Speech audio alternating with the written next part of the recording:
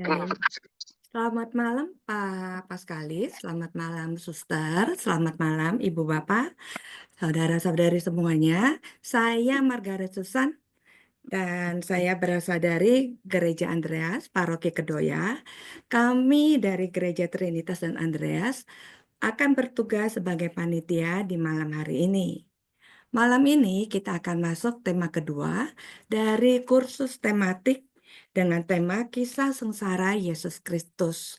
Jadi sebelum kita memulai demi kelancaran acara, mohon ya kita simak sebentar tata tertibnya. Nah, silakan. Bagi yang belum merinem, mohon dirinem ya biar kalau misalnya Papa Skalis mau bertanya, akan cepat tahu, oh dari mana, ke paroki yang mana. Kemudian dimohon untuk tidak merekam sebagian atau seluruh pengajaran. Silakan menggunakan headset agar suaranya lebih jelas dan selalu di-mute. Kemudian saat pengajaran berlangsung, audio dan video akan dinonaktifkan oleh host. Dan saatnya bertanya, Ibu Bapak dipersilakan untuk mengetik pertanyaan di kolom chat dan ditujukan langsung kepada petugas Q&A. Baik, kemudian untuk teman-teman disabilitas, nah, bisa menyalakan tombol yang ada huruf CC pada bar di bagian bawah layar Zoom. Baik,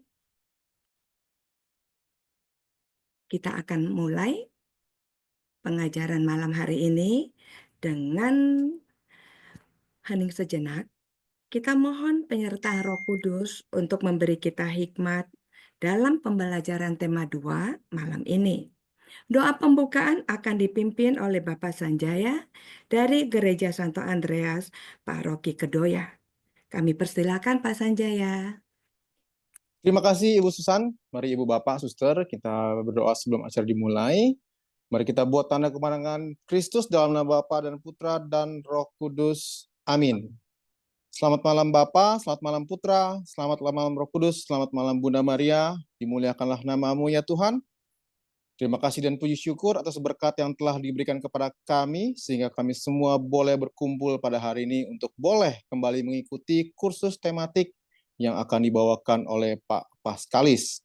Berkatilah Pak Paskalis, berkatilah alat-alat pendukung pada acara hari ini, berkatilah para panitia, dan juga berkatilah para peserta kursus, agar acara hari ini Tuhan layakkan dan Tuhan lancarkan. Terima kasih Tuhan. Doa ini kami persembahkan melalui perantara anakmu Yesus Kristus, Juru Selamat kami. Terima kasih Tuhan. Amin. Dalam nama Bapa dan Putra dan Roh Kudus. Amin. Silakan Ci Susan. Terima kasih Pak Sanjaya. Nah, Ibu Bapak, hari ini kita akan masuk ke tema kedua tentang kisah sengsara Yesus Kristus, di mana kita akan melanjutkan pembelajaran dari sesi 1, di mana kita diingatkan oleh Pak Paskalis.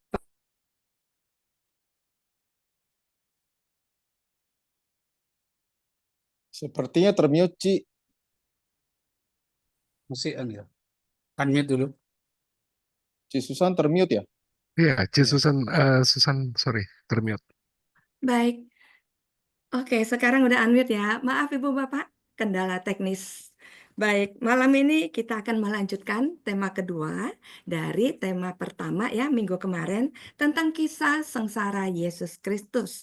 Di mana kita diingatkan oleh Papa Skalis bahwa sengsara dan kebangkitan Yesus adalah inti dari iman kita. Baik, malam hari ini kita akan melanjutkan ke sesi kedua. Saya persilakan Pak Paskalis, waktu dan tempat saya persilakan. Selamat malam Bapak Ibu sekalian. Sebelum melanjutkan, ada beberapa pertanyaan yang saya kira perlu ditunjukkan di sini yang mau saya jawab ya.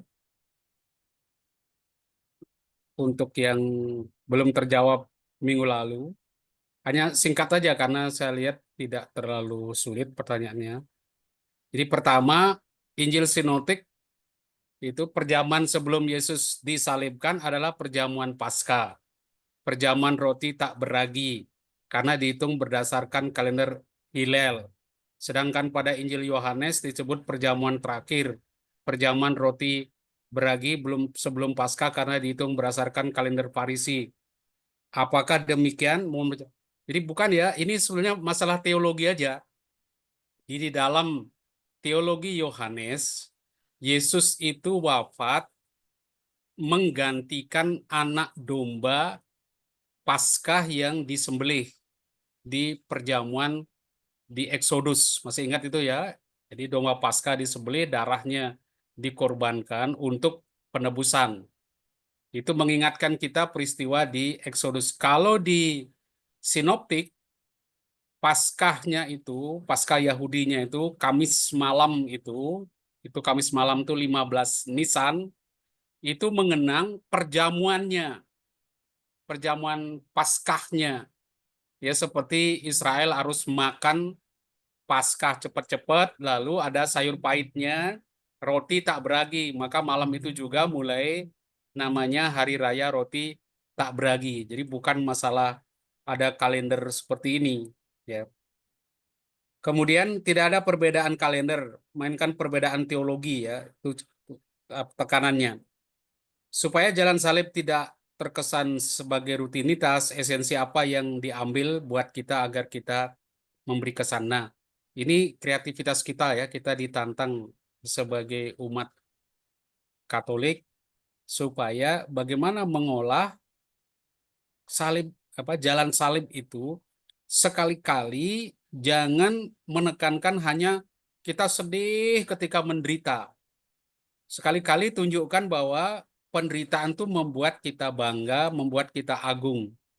Ya, seperti ada lagu kan, jadi kita harus bangga akan salib Tuhan kita Yesus Kristus. Nah, kita juga harus bangga dengan salib yang kita terima. Penderitaan tuh kadang-kadang harus diberi nilai tinggi. Jangan hanya melihat sedih aja di jalan salib itu. Ya, sekali-sekali lihat perspektif dari Yohanes itu. Kemudian, apakah pada waktu itu hari Sabat, Paskah dan hari lain selalu berubah karena belum tidak ya. Jadi Sabat itu tetap hari ketujuh. Sabat itu harinya hari ketujuh. Dia tetap, yang berubah itu Paskah. Paskah itu berubah. Dia selalu pokoknya dihitung dalam kalender itu kan mereka pakai kalender lunar. Jadi yang penting dia akan jatuh pada 14 Nisan. 14 Nisan itu Kamis sorenya. Itu mulai Paskah. Mereka menyembelih domba Paskah. Lalu 15 Nisan itu hari raya Paskahnya. Nah, kadang-kadang 15 Nisan itu kadang-kadang jatuhnya pas juga hari Sabat, itu bisa. Tapi tidak selalu, ya, itu tidak selalu. Oke. Kemudian apakah masa Paskah juga memiliki keterkaitan dengan puasa Jawa? Tidak ya. Tidak ada hubungannya dengan puasa Jawa, itu kesalehan di Jawa. Puasa Senin Kemis itu malah ada dengan tradisi Farisi. Orang Farisi suka juga puasa Senin Kamis. Ya. Kemudian, apakah manipulasi politik pada saat itu juga mirip dengan apa yang terjadi dewasa ini? Misalnya rekayasa. Tidak ada ya, tidak ada rekayasa tahun begitu. Yang nanti misalnya Esigus salah menghitung itu ada, dia tidak ada bermaksud merekayasa misalnya nanti waktu menghitung lahirnya Herodes, tapi murni karena kesalahan menghitung, tidak ada unsur rekayasa tujuan-tujuan tertentu. Ya.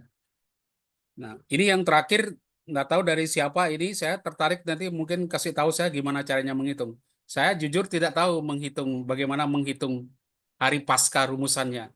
Saya beritahu Anda, minggu lalu ada satu pastor yang jago sekali menghitung hari Paskah ini. Saya minta rahasianya sampai dia meninggal tidak buka rahasianya itu ya. Sampai sudah saya pegang-pegang petinya tanya juga enggak keluar tuh rahasia. Bagaimana menghitung apa ini Paskah itu. Padahal itu sangat menarik sebenarnya. Saya heran tuh dia cepat sekali tahu. Jadi misalnya tahun ini hari Paskahnya tanggal berapa, hari apa, dia langsung tahu. Ya, nah saya bilang mesti ada rumusan cara menghitungnya. Nah itu saya tidak tahu. Ini mungkin Bapak yang terakhir ini mungkin mengetahui nih cara menghitungnya. Itu dari Gauss, dari apa, titik equinox itu. Saya nggak tahu ya. Ini mudah-mudahan nanti bisa menginformasikan kita. Oke, kita masuk ke tema baru, yaitu tentang pengkhianatan Yudas. Sebetulnya apa ini tema tentang sengsara dan kebangkitan, itu memang isinya banyak sekali ya. Ada 4 Injil. Saya berambisi memberikan Anda keempatnya sekaligus. Memang itu terlalu berat. Tetapi kalau hanya sepotong-sepotong kurang seru. Nah, jeleknya tidak bisa seluruh rangkaian itu bisa dibahas. Itu yang jeleknya. Tapi bagusnya Anda bisa lihat, oh di sinoptik begini, di Yohanes begini. Enak kita lihat ada perbedaannya. Walaupun sebenarnya yang bagus itu cukup sinoptik saja. Yohanesnya nggak usah diutik-utik nanti khusus tentang Yohanes. Tetapi kalau kita nggak bandingkan sekarang, kita nggak pernah tahu perbedaan itu nanti. Ya. Lebih baik saya berikan, hanya memang sayang Anda nggak bisa semuanya dapat. Itu. Dan beberapa hal mungkin akan terlalu cepat saya berikan. Coba kita lihat di ini tentang pengkhianatan Yudas. Ini juga sangat menarik. Dan kita bisa belajar banyak sekali dari apa yang terjadi ini. Saya baca dulu teksnya. Jadi sekali lagi, kunci pertama, baca teksnya. Ya, jangan menganggap diri sudah tahu. Kemudian pergilah seorang dari ke-12 murid yang bernama Yudas Iskariot kepada imam-imam kepala. Ia berkata, apa yang hendak kamu berikan kepadaku supaya aku menyerahkan dia kepada kamu? Mereka membayar 30 uang perak kepadanya. Mulai saat itu, ia mencari kesempatan yang baik untuk menyerahkan Yesus. Perhatikan identitas dari Yudas.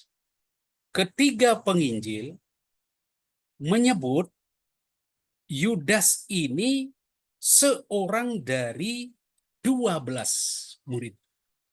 Ini Dodeka 12. Ini juga salah seorang dari ke-12 rasul.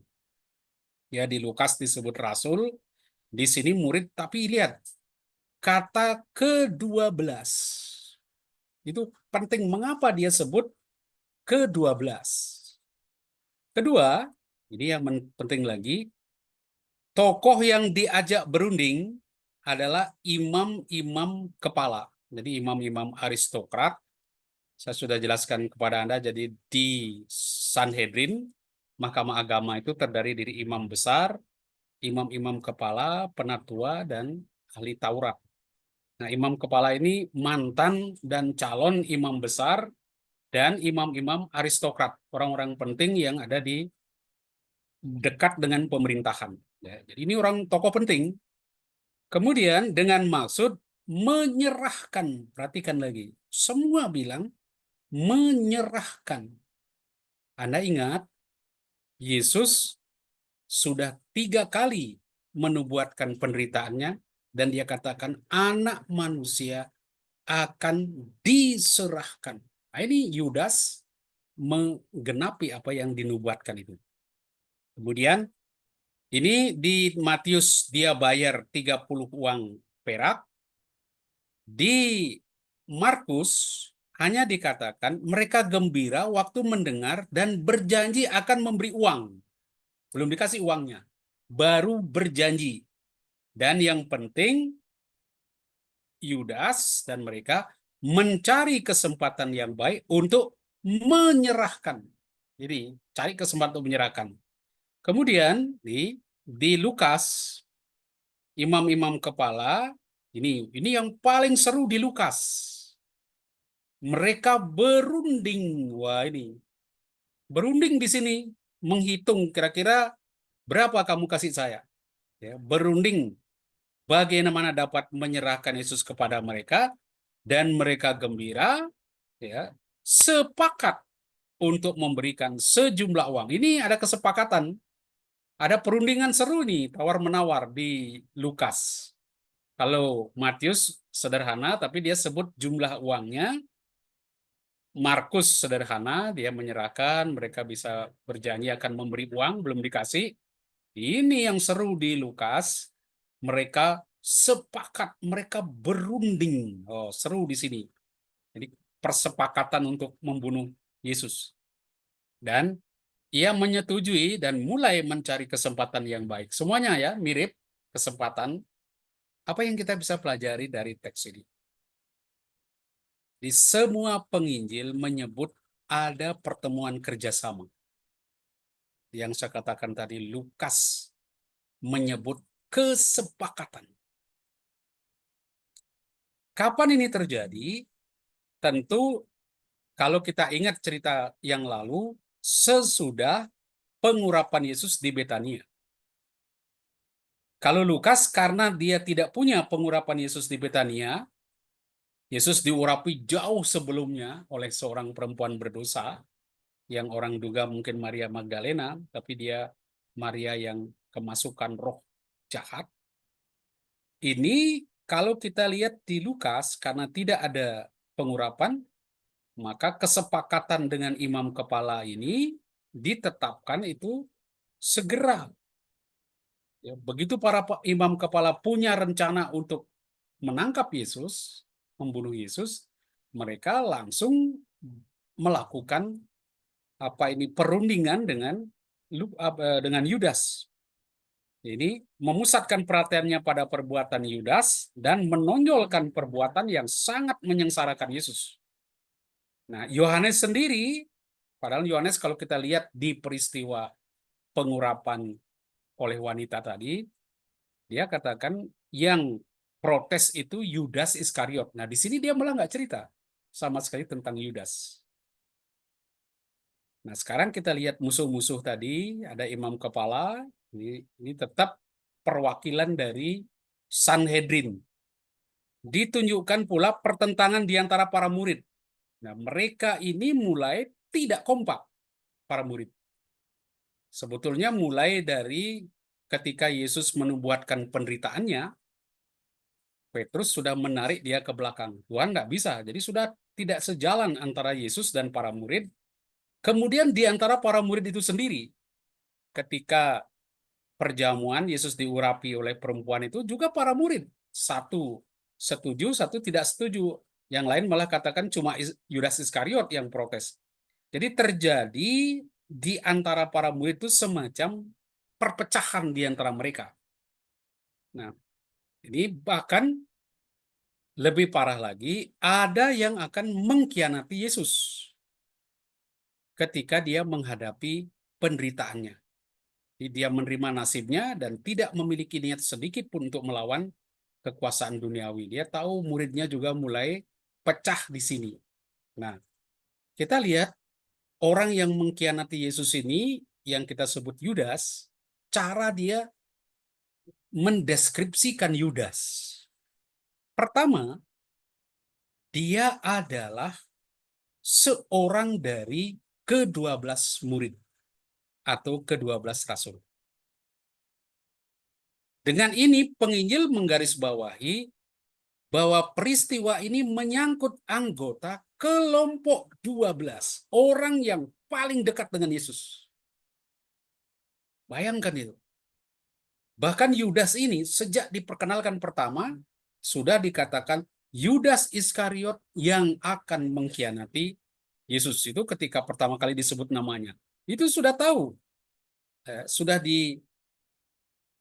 diinformasikan orang ini akan mengkhianati Yesus. Kemudian yang jelas seorang rasul, mereka ini rasul yang dipanggil, ditetapkan, diutus selalu bersama Yesus. Bahkan mereka dipercaya untuk menjadi pewarta Injil. Justru mereka, orang-orang yang paling dekat ini, yang mengkhianati Yesus. Anda lihat, ironisnya di sini. Selama ini, mulai dari Galilea ketika mereka turun ke Yerusalem, selalu bersama-sama Yesus yang melakukan karya pelayanan, mereka selalu melakukan perintah Yesus. Kadang-kadang mereka tidak setuju, tapi jalan saja.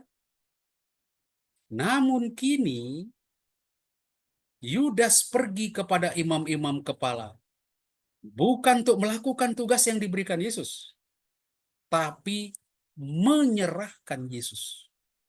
Anda lihat, ironis sekali. Selama ini mereka setia melakukan perintah. Sekarang Yudas pergi bukan untuk melakukan tugas Yesus, tapi menyerahkan Yesus. Bahkan ketika penginjil menekankan apa yang mereka lakukan, mereka menyerahkan Yesus. Yudas menyerahkan, mencari kesempatan untuk menyerahkan. Dan Yesus, kata saya menubuatkan, anak manusia akan diserahkan ke dalam tangan manusia. Itu nubuat dia, dan sekarang mulai digenapi. Oh, ini dramatis sekali cara si penginjil bercerita. Ini Lukas memberi informasi yang saya katakan tadi, lebih seru lagi. Ini dia langsung dilihat si Yudas ini sebagai agen iblis yang sudah menyerang Yesus dalam kisah pencobaan di padang gurun. Di kekasan Injil Lukas ada pertarungan antara Yesus dan kuasa iblis. Ketika iblis mencobai dia di padang gurun, di awal karya pelayanannya, iblis kalah, tapi di situ dikatakan iblis mundur untuk mencari kesempatan. Nah, sekarang dapat kesempatan itu melalui Yudas. Ini selalu ditokohkan, muncul tokoh iblis ini terus. Dan dia sekarang mempengaruhi Yudas. Nah, Yudas diperkenalkan sekali lagi sebagai seorang dari 12 murid. Seorang dari banyak murid, melainkan seorang dari 12 rasul. Jadi bukan orang biasa, tapi seorang dari orang yang paling dekat dengan Yesus. Dan kesepakatan Yudas dengan otoritas Yahudi dikisahkan lebih detail. Ada perundingan, kemudian ada kesepakatan uang itu. Ini, maka saya katakan peristiwa penyerahan Yesus ini sangat menyakitkan. Karena apa? Lukas menunjukkan Yudas menyerahkan Yesus karena mereka sepakat memberikan sejumlah uang. Kemudian, kalau Anda lihat lebih jauh lagi, lebih ironis lagi, Yesus selama hidupnya, ketika bersama murid-muridnya, selalu mengajar mereka bagaimana memakai uang. Jangan diperbudak uang.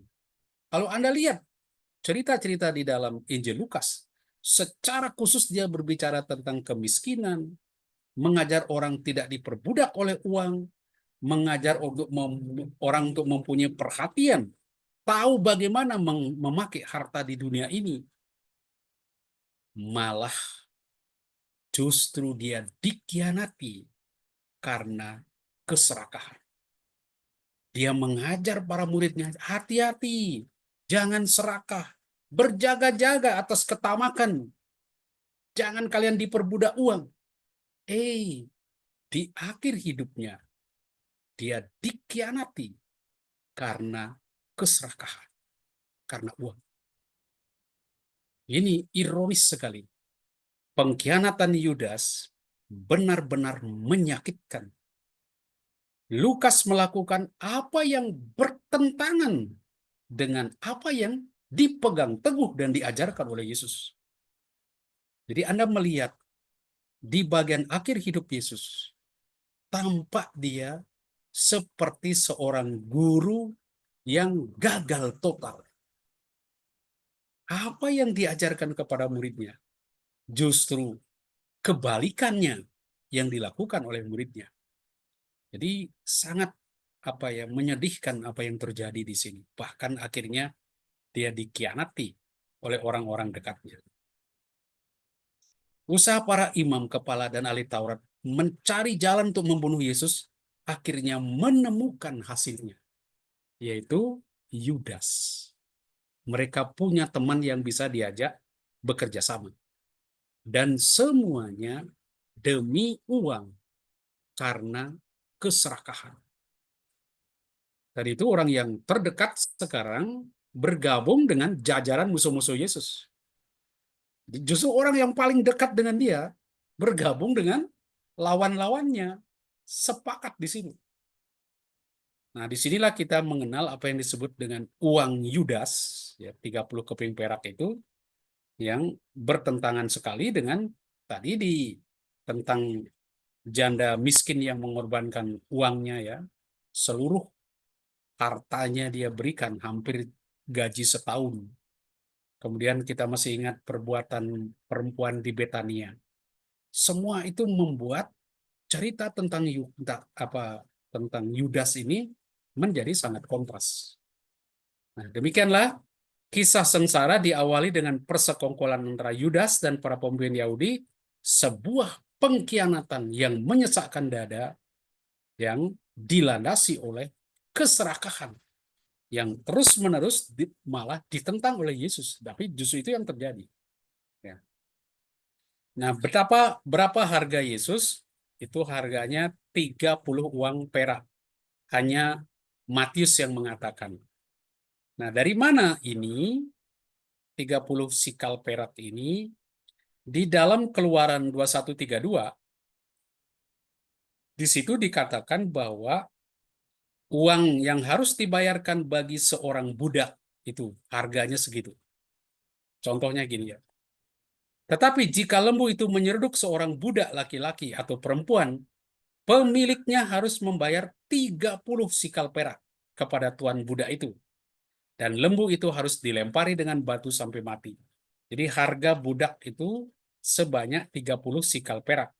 Dan itulah harga yang diberikan untuk Yesus. Demikian lawan-lawan Yesus selalu berusaha mencari jalan untuk membinasakan Yesus, dan Yudas membantu mereka mencari kesempatan yang baik untuk menyerahkan Yesus. Jadi klop, ya, persepakatan mereka sudah terwujud dengan baik. Nah, sebelum kita masuk ke kisah berikutnya, perlu tahu kira-kira tujuan kisah ini apa sih, kok tiba-tiba ada kisah tentang Yudas yang berkhianat.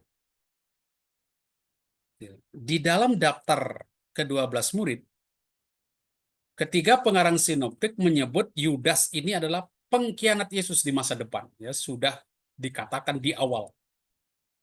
Kini Yudas menunjukkan sebutan yang diberikan kepadanya, dan dia merealisir pengkhianatan dengan menyerahkan Yesus kepada otoritas Yahudi. Jadi, nama yang diberikan kepada dia sekarang direalisir, diwujudkan. Dalam pemberitahuan Yesus tentang penderitaan, kematian, dan kebangkitannya, ia menyebut salah satu ciri khas nasib anak manusia, ia akan diserahkan. Dan itulah yang dilakukan oleh Yudas, salah seorang dari 12 murid. Yudas akan menjadi butir pertama mata rantai manusia yang menyerahkan Yesus, sehingga nanti akhirnya dibunuh. Ya. Itu pertama tujuan kisah ini. Nah, jangan lupa ketika kita membaca teks-teks seperti ini, ya, teks ini menjadi cermin di depan kita, di mana kita bisa belajar dari kisah-kisah itu. Itu yang justru jauh lebih penting. Ya. Apa yang bisa kita pelajari dan bagaimana kita menjalani hidup berdasarkan firman itu. Nah, saya berikan di sini suatu refleksi atas apa yang dilakukan oleh Yudas. Pengkhianatan Yudas menunjukkan betapa sering pengkhianatan itu dibuat justru oleh orang yang dekat dengan kita. Ini, di orang yang paling mudah menipu kita adalah keluarga kita. Orang-orang sekomunitas, teman-teman dekat kita. Karena kita percaya kepada dia, kita tidak waspada terhadap dia, dan dia itulah paling mudah menyalahgunakannya. Dan berapa banyak peristiwa itu terjadi. Misalnya tahun 44, Julius Caesar dibunuh oleh Marcus Junius Brutus, salah seorang senator Romawi yang merupakan sahabat dekat dan teman seperjuangannya. Jadi enak saja Brutus menusuk Julius Caesar, karena Julius tidak curiga sama sekali. Orang dekatlah yang paling mengetahui kelemahan dan kekurangan kita, yang seringkali terlalu kita percaya. Tindakan Yudas mengingatkan kita untuk tidak terlalu mudah percaya, melainkan selalu waspada terhadap orang-orang dekat yang sepertinya baik terhadap kita. Ini pengalaman menunjukkan yang demikian. Dan seringkali kedekatan disalahgunakan untuk sesuatu yang buruk. Nah, jangan sampai terulang atau jangan sampai kita yang menjadi Yudas Iskariot bagi saudara kita.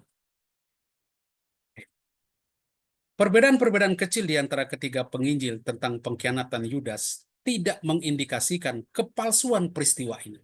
Jadi jangan Anda bilang, wah berarti nggak benar ceritanya. Enggak. Tapi justru saling melengkapi. Sehingga kita memiliki kisah yang lebih sempurna.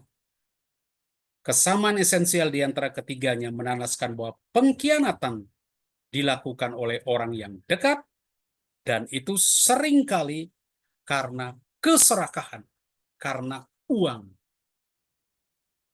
Hati-hati di situ. Yohanes tidak menceritakan kisah ini.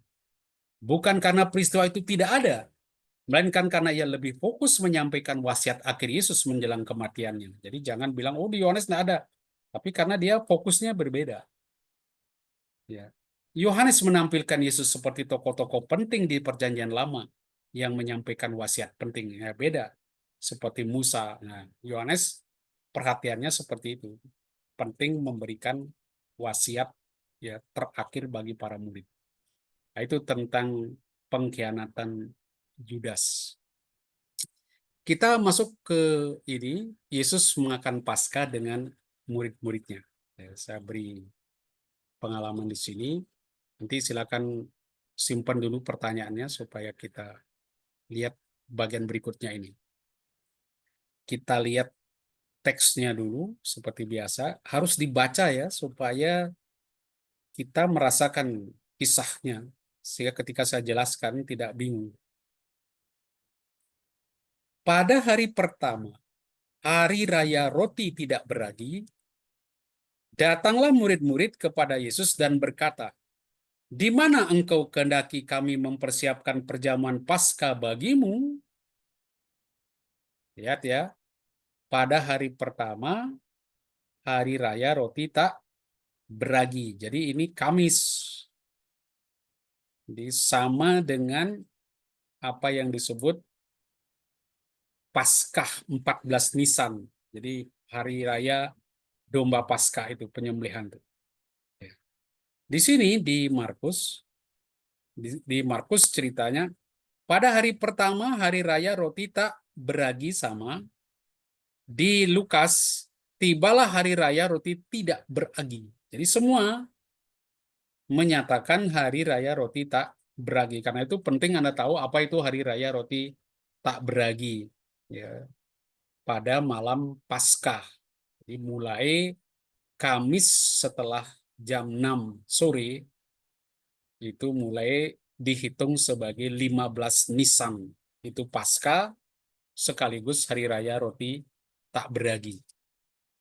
Sekarang kita lihat mulai ada sedikit perbedaan di dalam sinoptik. Di sini ya, dia berkata kepada murid-muridnya, "Di mana engkau kehendaki?" Jadi pada hari ini murid-muridnya nih banyak yang datang. Sedangkan di di Markus sama murid-murid datang. Kemana engkau kehendaki kami pergi? Ya mirip ya, karena Matius mengikuti Markus. Lihat di Lukas, dia katakan, tibalah ini, lalu Yesus mengutus Petrus dan Yohanes. Ini tidak ada dialog sebelumnya. inisiatif langsung dari Yesus. Kalau ini kan ada para murid yang berinisiatif. Nah, di Lukas langsung Yesus mengutus Petrus dan Yohanes, katanya, "Pergilah, persiapkanlah perjamuan Paskah bagi kita supaya kita makan." Kata mereka kepadanya, "Di manakah engkau kehendaki kami mempersiapkannya?"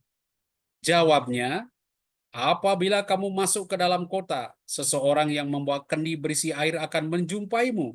Ikutlah dia ke dalam rumah yang dimasukinya, dan katakanlah kepada tuan rumah itu, 'Guru,' ya, 'Guru bertanya kepadamu, di manakah ruangan tempat aku bersama murid-muridku dapat makan Paskah?' Lalu orang itu akan menunjukkan kepadamu sebuah ruangan atas yang besar yang sudah lengkap. Disitulah kamu harus mempersiapkannya." Mereka pun berangkat dan mendapati semua seperti yang dikatakan Yesus kepada mereka, lalu mereka mempersiapkan Paskah. Mirip antara Lukas dan Markus, mirip. Jadi juga ya, ini murid-murid, kalau ini dua murid, ini murid-murid, di sini jelas Petrus dan Yohanes. Ya, oke ya. Tidak terlalu esensial perbedaannya. Yang esensial adalah ada inisiatif dari para murid, yang lain tidak. Menangkap ya beberapa perbedaannya. Ini dua orang murid, dia ngutus dua orang murid, di sini jelas Petrus dan Yohanes. Lalu murid-muridnya melakukan seperti tidak ada basa-basi di situ. Ya, Yesus katakan, "Pergilah ke kota anu," ya, dan katakan kepadanya langsung di sini. Jadi tidak disebut ya, di sini kan, "Datanglah murid-murid kepada, di mana kendaki kami mempersiapkan perjamuan Paskah bagimu?" Jawab Yesus, "Pergilah kepada si anu dan katakan kepadanya."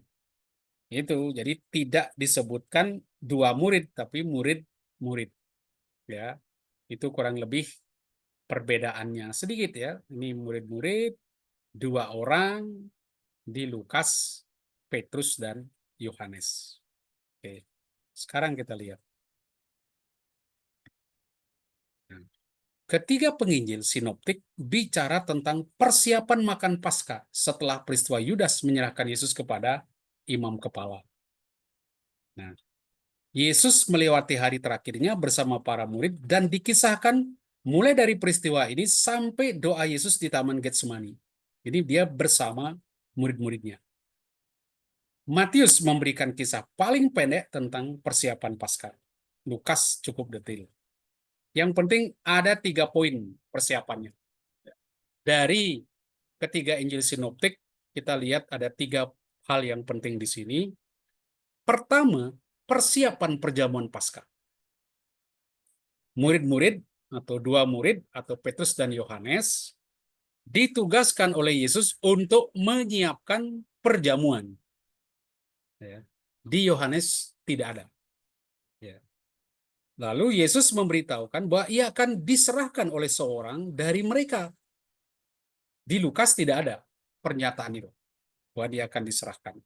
Tapi Yesus sudah menubuatkan di Markus dan Matius. Lalu ditetapkan perjamuan Tuhan. Ya. Sekarang, kapan itu? Pada hari pertama, hari raya roti tak beragi. Hari raya roti tak beragi itu malam Paskah. Berarti ini hari pertama, berarti 14 Nisan. Kamis. Kemudian penyembelihan domba Kamis sore, lalu hari roti tak beragi 15 Nisan. Malamnya ya, setelah matahari terbenam. Lalu hari raya roti tak beragi selama 7 hari, ya, ketika makan Paskah ini saya kira sudah tahu. Namun yang dimaksud di sini bukan mulai senja, tapi pagi hari. Hari Kamis pagi. 14 Nisan pagi cerita ini. Ya. Jadi semua ragi harus disingkirkan dari rumah. Tidak boleh ada ragi lagi dalam rumah. Jadi sebetulnya ceritanya ini pada hari pertama roti tak beragi itu hari 14 pagi. Ya, itu kan hari persiapannya hari sebelumnya. Nah, Persiapan makanan domba Paskah berlangsung sepanjang hari. Pada sore, anak domba Paskah disembelih di Bait Allah. Malam harinya mulai perayaan Paskah dengan makan malam yang dilakukan hanya bisa di Yerusalem. Oke, itu kurang lebih Anda sudah tahu.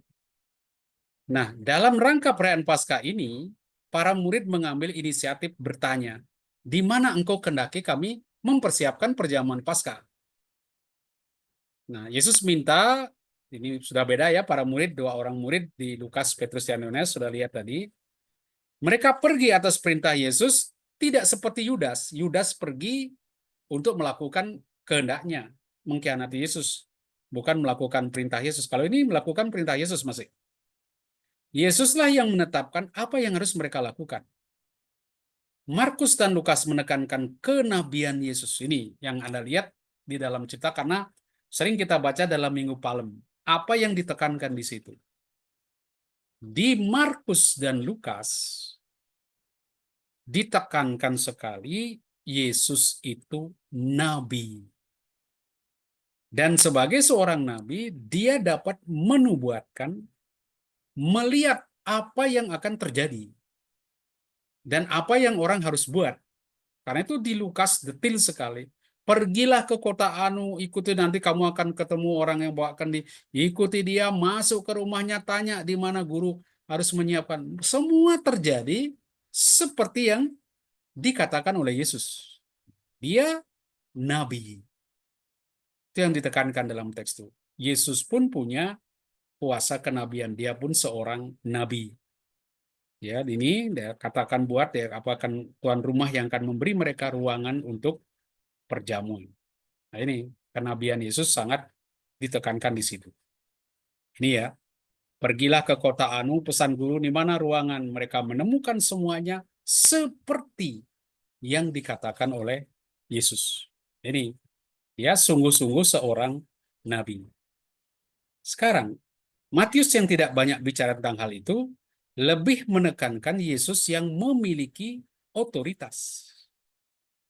Jadi kalau Lukas dan Markus menekankan Yesus sebagai nabi, di Matius menekankan otoritas. Karena apa?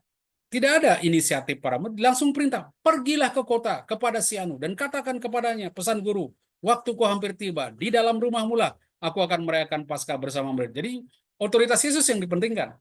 Perintah semua harus dilakukan. Ya.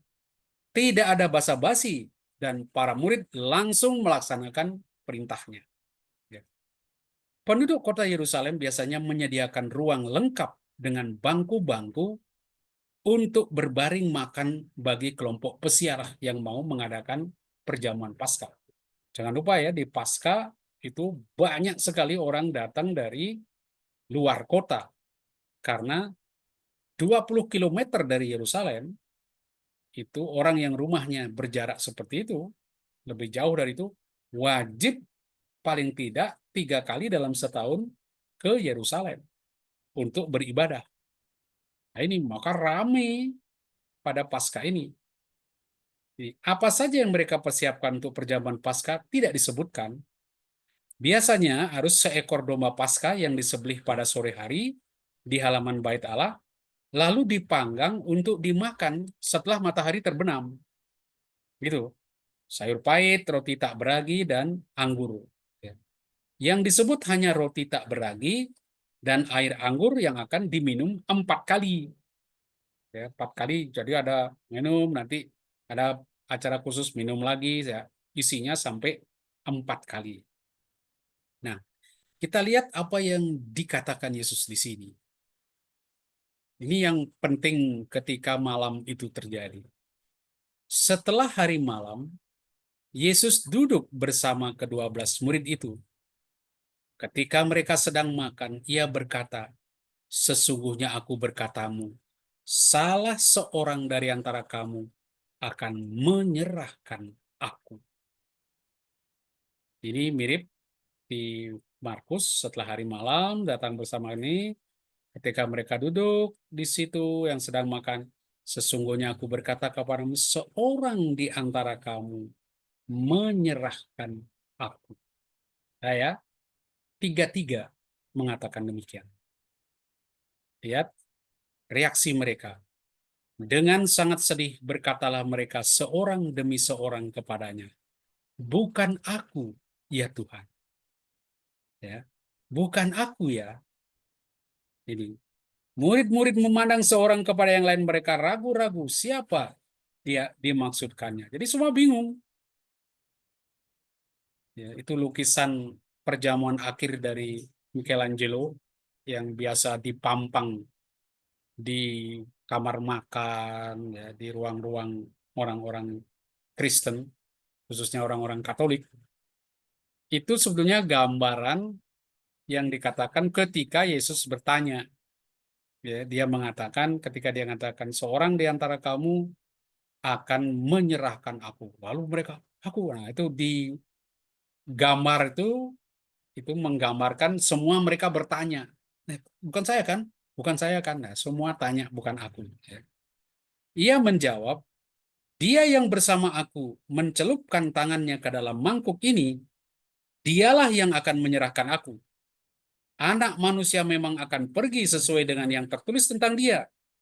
Dan akan tetapi celakalah orang yang membuat anak manusia itu diserahkan.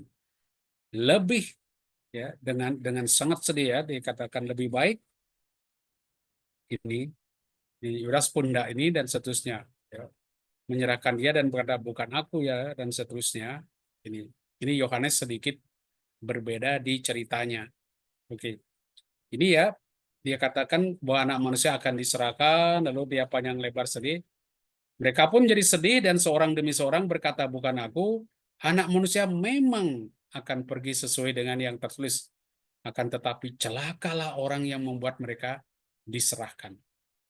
Sungguh ini mirip di sini, ya, antara ketiga sinoptik ini, sedangkan di Yohanes agak berbeda, ya. Yesus memperingatkan Yudas. Di kekasan di Yohanes, sesudah Yesus berkata demikian, ia sangat terguncang lalu berkata, sesungguhnya aku berkata kepadamu, salah seorang di antara kamu akan menyerahkan aku. Murid-murid memandang seorang dan mereka ragu-ragu siapa yang dimaksud. Lalu di sini murid itu memandang, dan karena salah seorang di antara murid Yesus, yaitu murid yang dikasihnya, duduk makan di sebelahnya. Kepada murid itu Simon Petrus memberi isyarat dan menyatakan siapa yang dimaksudnya. Lalu murid yang duduk dekat Yesus itu berpaling dan berkata, Tuhan, siapakah itu? Jawab Yesus, dialah yang kepadanya aku akan memberikan roti sesudah aku mencelupkannya. Sesudah itu ia mencelupkan roti itu, lalu memberikannya kepada Yudas, anak Simon Iskariot. Sesudah Yudas menerima roti itu, ia kerasukan iblis. Lalu Yesus berkata kepadanya, apa yang hendak kau perbuat? Perbuatlah dengan segera.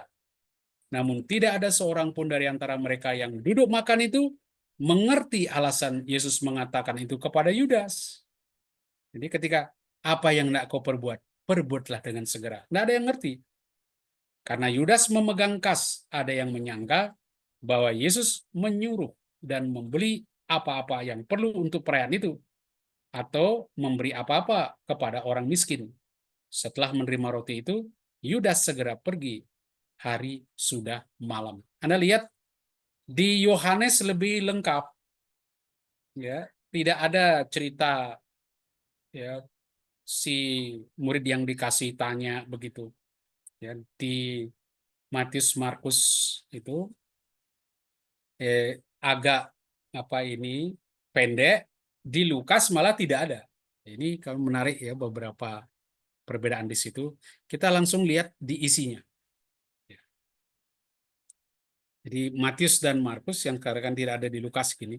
Jadi ketika mereka sedang duduk makan, Yesus memberitahukan bahwa seorang dari antara para murid akan menyerahkan dirinya. Lalu mereka menjadi sangat sedih, tanya, bukan aku. Tentu mereka mengharapkan jawaban, ya, bukan kamu. Bukan kamu yang melakukan. Lalu Yesus beri petunjuk, dia yang bersama aku mencelupkan tangannya ke dalam mangkuk ini, dialah yang akan menyerahkan aku. Jadi dia tidak menyebut nama orang yang akan melakukan itu, melainkan tindakannya, yaitu mencelupkan tangannya ke dalam mangkuk ini. Dia tidak sebut nama. Yesus kembali bicara tentang apa yang terjadi dengan anak manusia. Allah lah yang memutuskan, bukan musuh-musuh Yesus. Allah yang menentukan apa yang akan terjadi padanya. Ia tidak menolak karena ia tahu tujuannya pastilah bukan kehancuran melainkan mengantar kepada kehidupan. Jadi dia memberitahukan bahwa ini ia akan diserahkan. Jadi dengan kata lain, dia tahu semua itu. Tapi dia tidak menolaknya karena dia tahu tujuannya pasti untuk kehidupan. Jadi dengan mengatakan ini, Yesus bukan hanya ditegaskan sebagai nabi, tapi juga siap menerima apa yang diberikan kepadanya. Dalam kegelapan keterbatasan manusia, Tuhan menyatakan dirinya, rencana dan tujuannya. Namun, semua itu tidak berarti membebaskan manusia dari tanggung jawab.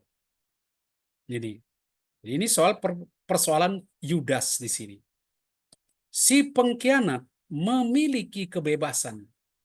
Karena itu, dia harus bertanggung jawab atas perbuatannya. Anda lihat di sini, Allah memang punya rencana menentukan akan terjadi begini, anak manusia akan menderita, akan diserahkan, akan ada orang yang melakukan itu. Oke.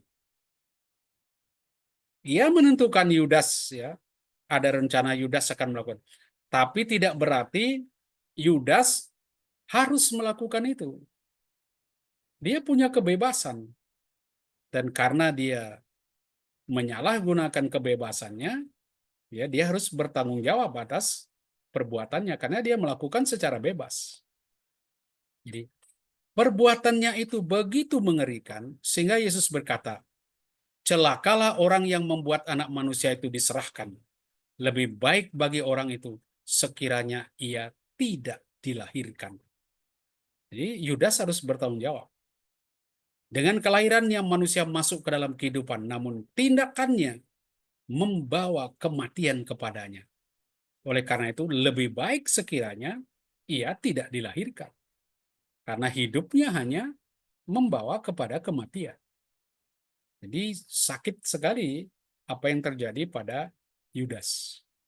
Nah, Yesus memberitahukan bahwa ia akan diserahkan. Kalimat terakhir Yesus mungkin juga usaha terakhirnya mengajak Yudas untuk berefleksi dan bertobat. Jadi jangan Anda pikir Yudas itu langsung ditetapkan, oke, kamu tidak bisa apa-apa. Tapi Yesus masih mengajak dia untuk refleksi, untuk tobat. Ia menilai sebuah pengkhianatan di hadapan Allah, namun ia tidak menyebut nasib akhir Yudas. Karena pengadilan akhir terhadap pribadi Yudas tetap tersembunyi dan akan dilakukan pada pengadilan terakhir. Jadi kita tidak dihakimi ketika kita hidup di dunia. Jadi kalau dia katakan, celakalah orang yang membuat anak manusia itu diserahkan, lebih baik bagi orang itu sekiranya ia tidak dilahirkan. Mestinya kata-kata ini menjadi kesempatan bagi Yudas untuk berefleksi, untuk bertobat. Jangan sampai ini dia celaka. Dia mestinya mendengarkan kata-kata itu dengan baik. Jadi demikian ia menilai sebuah pengkhianatan di hadapan Allah, namun ia tidak menyebutkan nasib akhir Yudas. Ini sekali lagi, dia tidak sebut apa yang akan terjadi. Itu adalah urusan akhir zaman. Yesus menunjukkan kepada Yudas bahwa ia tahu keinginan hatinya, dan untuk terakhir kalinya ia memanggil dia untuk berefleksi, bertobat. Namun Yudas berlagak tidak tahu dan berkata, bukan aku, ya Rabi. Nah ini kurang ajar Yudas di situ. Dia diberi kesempatan untuk berefleksi, melihat kesalahannya, dan mungkin membatalkan rencananya, kesepakatannya itu, tetapi justru dia pura-pura tidak tahu. Ya, Anda lihat di 26 ayat 25, Yudas yang hendak menyerahkan dia itu berkata, bukan aku, ya Rabi.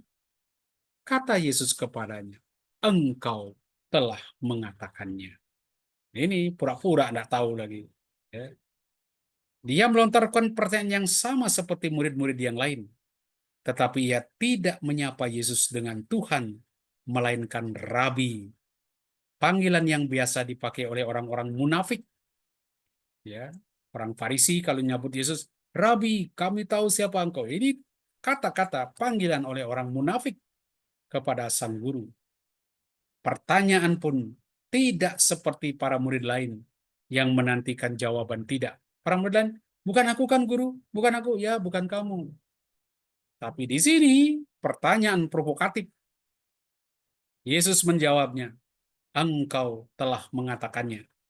Suatu jawaban yang lahir dari pemahaman akan maksud terdalam si pengkhianat. Bagi para murid, siapa pengkhianat itu belum jelas. Namun tidak demikian halnya bagi Yesus dan Yudas. Yudas berbohong, pura-pura tidak tahu. Dan kebohongan itu menutup pintu pertobatan. Jadi langkah pertama sebuah pertobatan adalah kejujuran. Mengaku. Bukan berbohong atau menutup-nutupi kesalahan. Nah, inilah yang terjadi pada Yudas. Kesempatan dia untuk bertobat, dia sia-siakan. Seandainya para murid mengetahui rencana Yudas, mungkin Yudas tidak bisa keluar dari ruangan itu hidup-hidup. Mungkin sudah dihabisi. Meski para murid tidak tahu, tetapi Yesus mengetahuinya. Begitu juga kita, mungkin dengan sikap lahiriah kita bisa menipu sesama, namun tidak bisa menipu Yesus. Nah, ini kilat cara makan orang Yahudi. Kalau Anda baca tadi, bagaimana murid yang dikasihi Yesus bisa bersandar pada dada Yesus dan bertanya siapa orangnya. Jadi posisinya tidak duduk di meja makan, melainkan berbaring setengah duduk. Ya, jadi dia sandar begini, setengah duduk. Ya, bersandar pada sisi sikut kiri, sehingga tangan kanannya bebas untuk ngambil makanan. Itu posisi makan mereka. Inilah yang membuat karena dia miring tangan kirinya, maka si murid yang dikasih Yesus itu bisa kepalanya ada di dada Yesus. Mejanya rendah begitu. Tuan rumah duduk di tengah-tengah, di sebelah kanannya duduk murid yang dikasih Yesus. Jadi posisi makan bersama itu sehingga murid yang dikasih Yesus itu kepalanya bisa dekat dengan dada Yesus. Nah, siapa murid yang dikasih Yesus ini? Namanya tidak pernah disebut. Ada yang menduga dia itu Lazarus, karena Yesus mengasihi Lazarus. Ada yang mengira dia orang muda yang kaya, yang dikatakan bahwa Yesus mengasihinya, dan akhirnya memutuskan untuk menyerahkan segala yang ia miliki kepada Yesus. Itu dugaan orang. Atau orang muda yang tidak disebut namanya, yang dekat dengan Yesus dan mengasihi dia. Nah, yang paling banyak menduga dia adalah Yohanes sendiri. Yohanes si pengarang Injil ini. Itu dugaannya. Ini posisi duduk ya, tempat ya. Posisi Yudas di sebelah kiri Yesus, sehingga kepala Yesus dekat dengan dada Yudas. Tempat di sebelah kiri tuan rumah adalah tempat terhormat untuk kawan terdekat. Yesus rupanya mengundang Yudas untuk duduk di situ supaya ia bisa bicara khusus dengannya. Jadi sebetulnya Yesus itu masih perhatian sekali sama Yudas. Dia menawarkan kepada tamu suatu bagian makanan khusus yang merupakan tanda persahabatan khusus ditunjukkan tuan rumah. Ya, ini perhatian istimewa untuk Yudas. Ini misalnya Boas ingin menunjukkan rasa hormatnya yang tinggi kepada Rut, ia mengundang Rut untuk datang dan mencelupkan bagian makanannya ke dalam anggur. Ini bentuk kehormatan. Ketika Yesus memberikan bagian makan itu kepada Yudas, ia menunjukkan tanda kasih yang khusus kepada Yudas. Dia beri penghormatan kasih. Rupanya Yesus terbiasa melakukan itu untuk Yudas, sehingga para murid tidak merasa apa yang dilakukan Yesus aneh dan mencurigakan. Nah ini, jadi mereka tidak tahu Yudas akan berkhianat. Seruan kasih Yesus tidak ditangkap oleh Yudas maupun para murid karena hati mereka gelap. Semoga kita dibebaskan juga dari hati yang demikian. Tidak mampu melihat ungkapan kasih. Setiap kali Yesus mengungkapkan kasihnya, Yudas dan murid yang lain tidak menangkapnya. Ini ironisnya. Berkali-kali Yesus berusaha menyelamatkan Yudas dari rencana yang dibuatnya, tetapi tidak pernah dimengerti. Akhirnya tiba saat yang menentukan, saat kasih Yesus mengakui kekalahan, sehingga Yesus berkata, apa yang hendak kau perbuat, perbuatlah dengan segera. Nah ini sudah, karena sudah tidak ada harapan lagi. Tidak ada gunanya mengulur waktu dan meneruskan usaha menyelamatkan Yudas. Kalau memang hal itu harus dilakukan, lakukanlah. Nah, ini sudah titik akhir apa yang dilakukan Yesus. Para murid tidak mengetahui maksud kata-kata Yesus kepada Yudas. Mereka mengira Yudas diutus untuk mengatur persiapan peran perjamuan Paskah. Jadi itu kan ada kebiasaan pada hari Paskah orang memberi bantuan untuk orang miskin, ya sedekah yang nilainya tinggi. Nah, orang lagi pikir, oh jangan-jangan dia mau pergi membeli sesuatu atau memberi sedekah kepada orang miskin.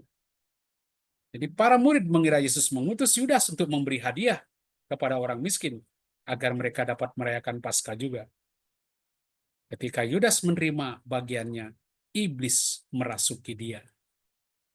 Apa yang dimaksud dengan seruan kasih oleh Yesus berubah menjadi rangsangan kebencian karena si jahat. Iblis membelokkan yang indah menjadi alat neraka, mengubah kasih menjadi nafsu, kesucian menjadi kesombongan, disiplin menjadi kekejaman yang sadis, dan cinta menjadi puas diri. Nah, ini Yudas diperalat oleh si iblis.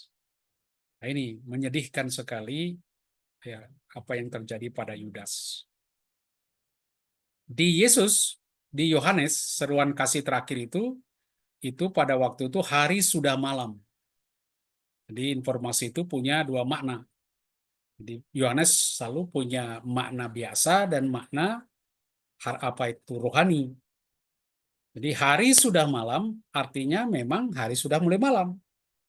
Makna lain malam rohani yakni jika seorang pergi meninggalkan Kristus untuk melaksanakan rancangannya sendiri, hari lalu menjadi gelap.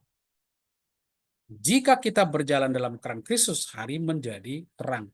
Nah, Yudas berjalan di dalam gelap. Pada waktu itu, hari mulai malam. Yudas mulai memasuki kegelapan. Itu. Jadi itu cerita tentang pengkhianatan Yudas dan persiapan perjamuan akhir. Silakan saya beri dulu kesempatan untuk bertanya sebelum nanti kita lihat tema yang lain. Baik, terima Silakan. kasih Pak Paskalis. Ada beberapa pertanyaan di kolom chat. Kita masuk rehat terlebih dahulu ya Pak ya. Oke. Baik. Baik, Ibu Bapak. Kalau ada pertanyaan, boleh diketik ya di kolom chat. Kita rehat sejenak, biar Pak Paskalis juga bisa istirahat sejenak. Nah, sambil rehat, mari kita simak beberapa pengumuman yang akan ditayangkan.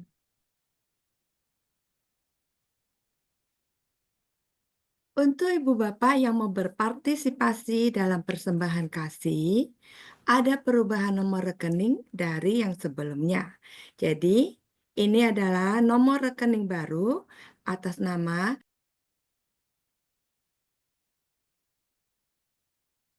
Si Susan ke-mute, sorry. Oke.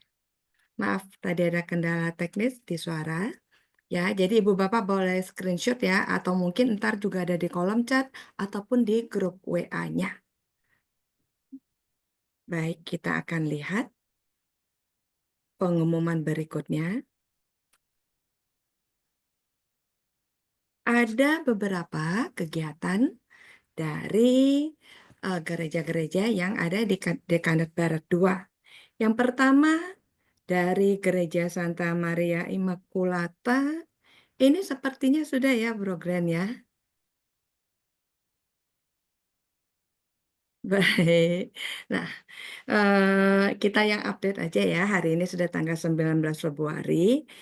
Akan ada seminar kerahiman ilahi dari Gereja Santa Maria Immaculata Kalideres dengan pembicara Romo Antonius Rajabana Omi dan Ibu Esterina. Nah, bagi ibu bapak yang bersedia mengikuti, bisa menghubungi nomor WA yang ada di e-Friars ini. Biaya registrasinya 50.000. Acara akan diadakan di hari Sabtu, tanggal 8 Maret 2025 di Aula Kasih Gereja. Jadi secara offline ya. Baik, berikutnya kita lihat. Kemudian ada kegiatan dari Seksi Kelasuran Keluarga Paroki Kalideres berkolaborasi dengan Komisi Kelasuran Keluarga KAJ. Nah, akan mengadakan kursus pastoral keluarga di hari Sabtu tanggal 8 Maret dan juga di hari Minggu. Jadi acara ini berlangsung 2 hari ya Ibu Bapak ya, hari Sabtu dan hari Minggu. Dengan biaya 200.000 per orang, itu udah termasuk kontribusi untuk konsumsi dan lain-lain.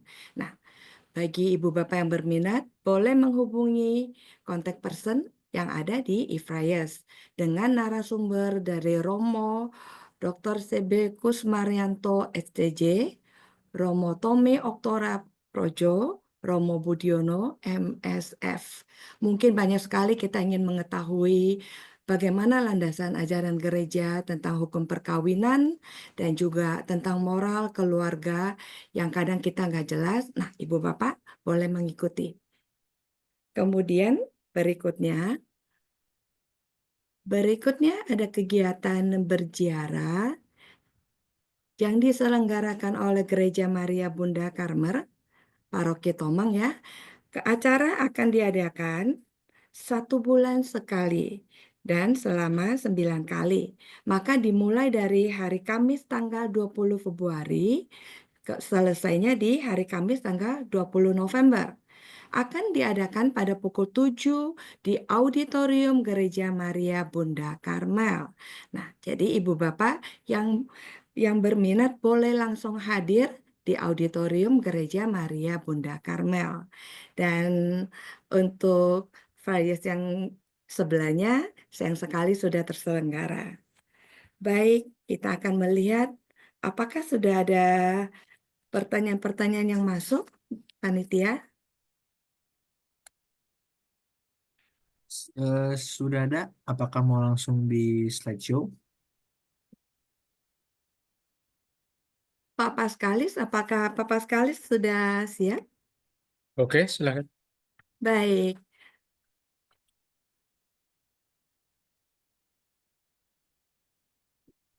Silakan Bro Glenn. Pak Satiawan lagi resen ya?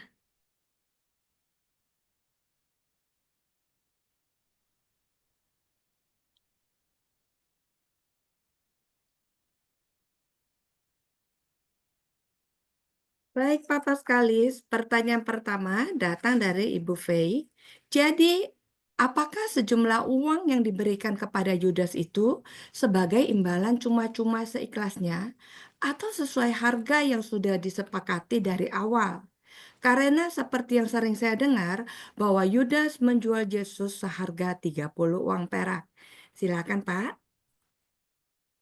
Kalau kita lihat tadi di Injil Sinoptik, ya di Matius dan Markus, hanya mengatakan dia ada kesepakatan dan imam-imam kepala berjanji akan memberikan sejumlah uang. Di Matius sebut 30 keping perak. Yang jelas di dalam Lukas itu paling jelas rupanya terjadi tawar-menawar ya, karena sampai akhirnya didapat kesepakatan untuk menyerahkan Yesus dengan imbalan 30 keping perak itu, 30 sikal. Nah, ini harga apa? Harga seorang budak. Jadi Yesus ini disepakati untuk dijual oleh Yudas dengan harga seperti harga seorang budak. Jadi itu kesepakatan mereka. Ya, artinya para imam kepala memberikan uang Lalu Yudas mencari kesempatan supaya Yesus bisa diserahkan. Begitu. Jadi ini hasil kesepakatan. Ya, Baik, terima kasih Pak Paskalis. Jadi 30 uang perak itu hasil kesepakatan ya. kesepakatan. Ya. Harga Pertanyaan seorang kedua. budak. Iya Pak. Pertanyaan kedua, mengapa Yudas Iskariot tetap dipilih Yesus sebagai muridnya? Sebagai Allah yang menjadi manusia, tentu Yesus sudah mengetahuinya. Mengapa pula Yudas yang cinta uang dipilih juga sebagai bendahara?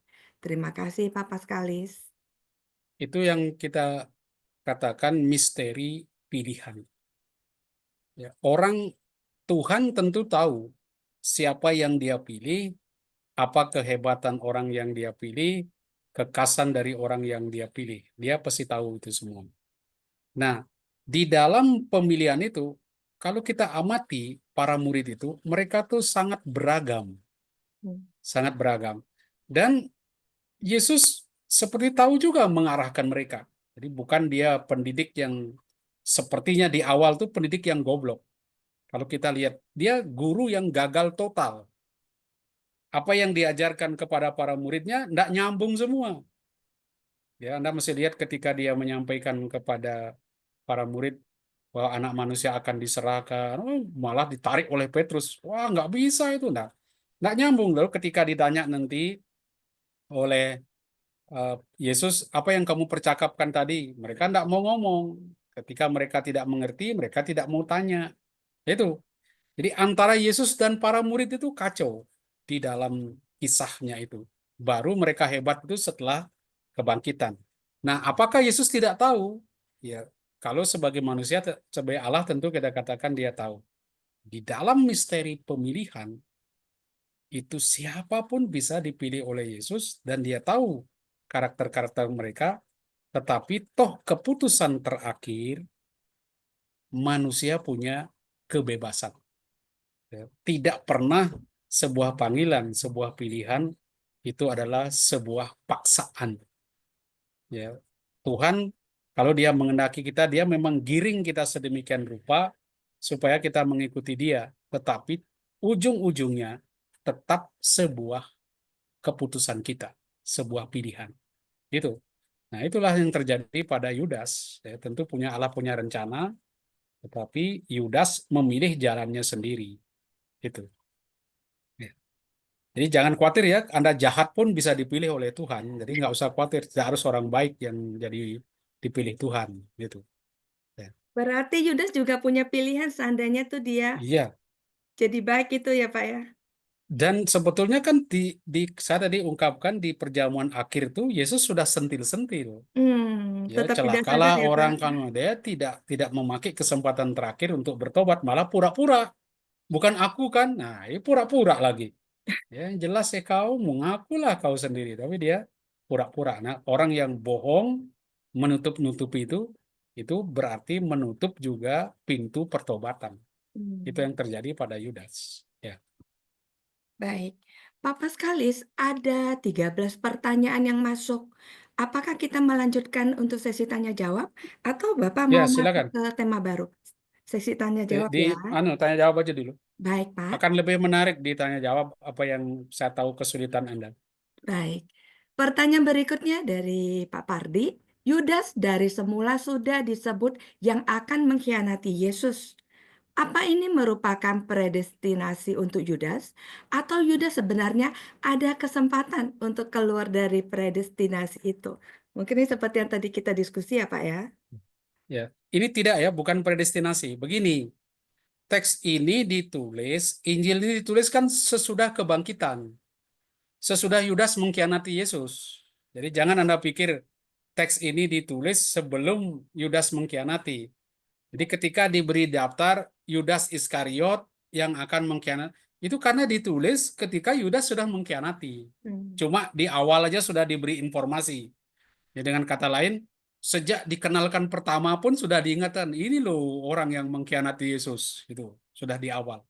Jadi bukan suatu nubuatan, bukan suatu predestinasi. Ya, sekali lagi suatu kesaksian yang ditulis post factum, ya, setelah peristiwa itu terjadi. Gitu. Menangkap kan ya? Karena Injil kan ditulis kemudian. Ya, ketika Yesus sudah meninggal, sudah wafat, sudah disalib dan sudah bangkit. Itu. Oke? Baik. Pertanyaan berikutnya dari Pak Beni. Papa Skalis mau bertanya. Dalam Injil Yohanes dikatakan bahwa Yudas kerasukan setan setelah menerima roti dari Yesus. Bagaimana bisa seseorang kerasukan setan setelah melakukan perjamuan Ekaristi? Ya, ini bukan ekaristi kita sekarang ya, itu institusi awal yang gereja kemudian menganggap ini sebuah institusi ekaristi apa yang dilakukan oleh Yesus itu. Tetapi dalam konteks kuno ini, nah ini Anda akan lihat di dalam teologi Yohanes itu ada pertarungan antara kuasa baik dan kuasa jahat, terang dan gelap, seperti yang sudah ada di dalam kisah penciptaan.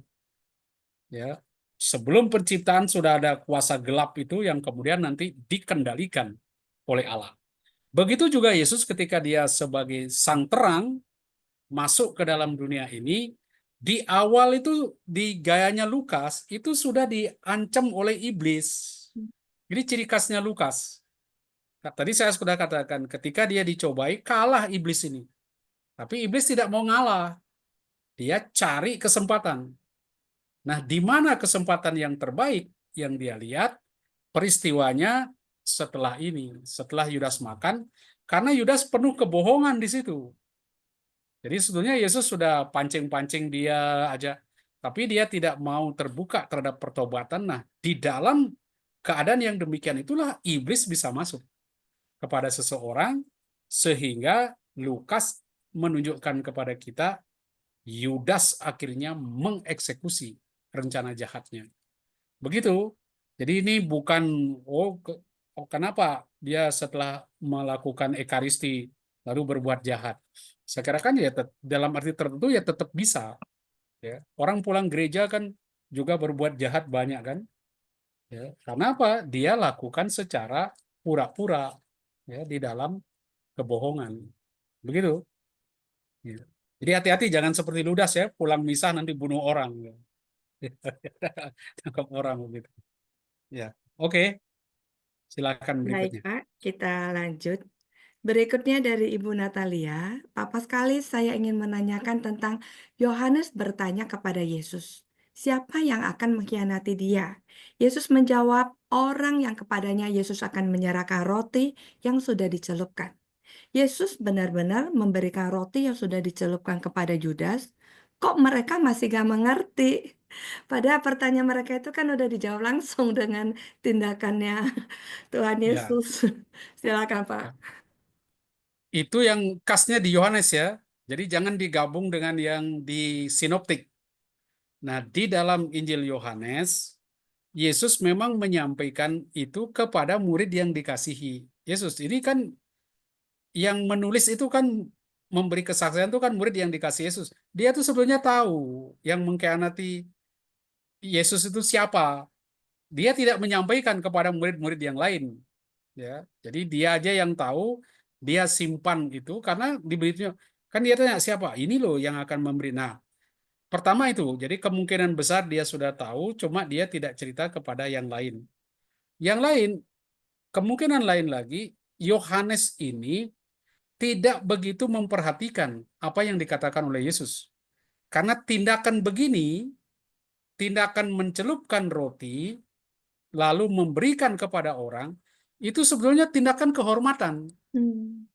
bukan sesuatu yang buruk. Nah ini kan, kalau sesuatu yang buruk kan mungkin tanda, oh ini kamu berkhianat dikasih yang jelek kan. Nah ini malah tanda menghormati orang. Nah mungkin di situ ada kebingungan di dalam pikiran Yohanes.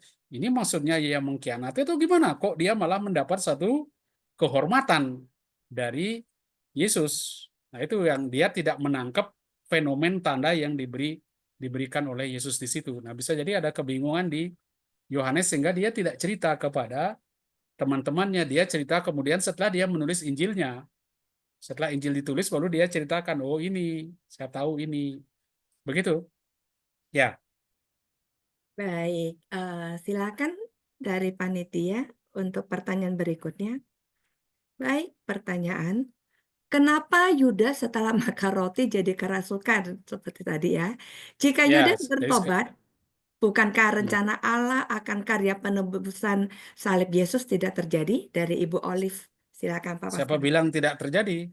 Ya, jadi bisa jadi dengan cara lain, mungkin mungkin orang lain yang berkhianat, ya, mungkin Petrus yang berkhianat kan bisa aja. Ya, semua orang diberi kesempatan, diberi kemungkinan itu. Ya, jadi Allah punya rencana. Yang penting rencana Allah bahwa Dia akan menyelamatkan manusia. Eksekusi detailnya itu tetap ada pada keputusan manusia, kerjasama kita. Begini, Allah itu di pengertian predestinasi yang di konsep kekristenan, bukan kita tidak menganut ajaran predestinasi yang kaku, yang semua sudah ditetapkan oleh Allah. Predestinasi di kita ada sesuatu yang ditentukan bagi kita. Apa? Semua Allah menentukan semua orang selamat. Itu yang rancangan Tuhan misalnya. Dia dirancang kamu akan menjadi begini, kamu akan saya panggil begini, kamu nah. Dia punya desain besarnya itu kepada kita. Tetapi detailnya, kalau sudah masuk hal-hal kecil detailnya, itu akan menjadi keputusan manusia. Sehingga bisa saja apa yang disasar itu akhirnya tidak tercapai. Jangan lupa, manusia itu adalah gambar Allah. Kita dijadikan supaya berkuasa. Manusia juga punya kuasa di situ. Nah, bagaimana dia memakai kuasanya? Kalau dia salah memakai, ya dia menyimpang dari jalan Tuhan. Jadi kalau kita pikir, kalau Yudas bertobat, bukankah rencana Allah? Tidak. Jangan pikir Yudas yang paling menentukan. Ya, ini kan seakan-akan tergantung pada Yudas. Enggak, orang lain juga bisa. Ya kan? Kita juga bisa jadi pengkhianatnya. Kan di situ. Jadi jangan semua orang tetap punya pilihan, tidak dipaksa untuk menjadi orang jahat. Gitu. Ya. Baik, Oke. berarti manusia itu memang diberi kehendak bebas ya, Pak Ya, Pastor ya? kehendak bebas kalau kita tidak punya kehendak bebas, kita bukan manusia, kita binatang. Kita main insting.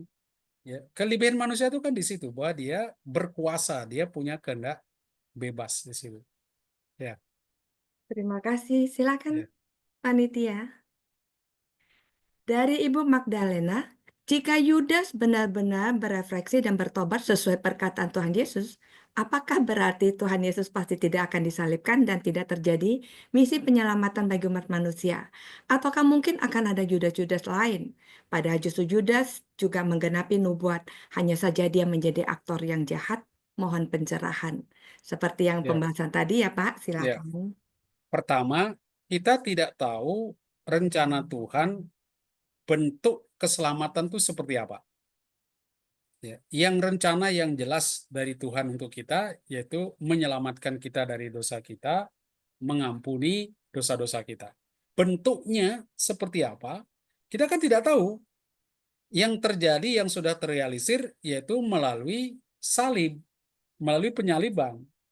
Itu yang terjadi. Seandainya Yudas tidak begitu, kita nggak tahu bentuknya seperti apa. Tapi yang penting kan rencana keselamatan itu, karya keselamatan Tuhan terjadi. Bentuknya kan tidak harus dari salib, ya kan?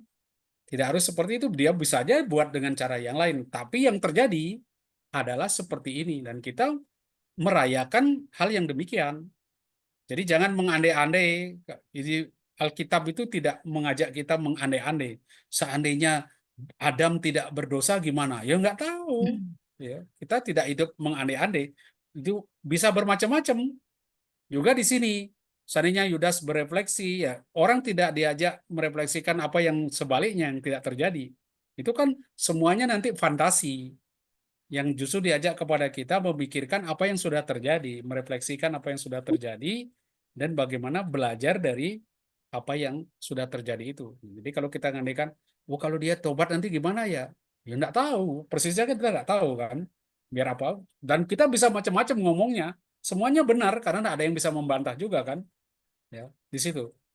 Oke, ya jangan membuat pertanyaan yang seandainya begini, ya nggak tahu lagi. Ya, tidak akan pernah.